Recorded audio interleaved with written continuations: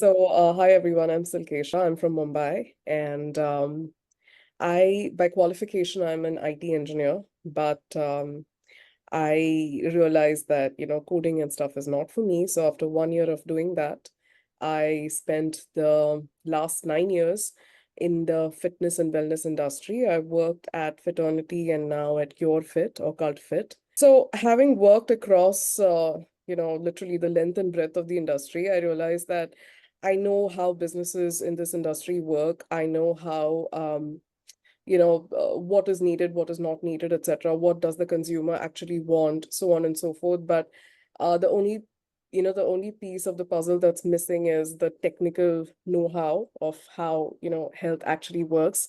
While I have heard a lot of things from a lot of experts, I think it was important sorry, it was important for me to actually, get into a course and maybe get actual knowledge and understanding because I've met so many health practitioners and they all come from different schools of thought. So at some point, I myself I've reached a point where I'm confused what is right, what is wrong, what to follow, what not to follow, so on and so forth.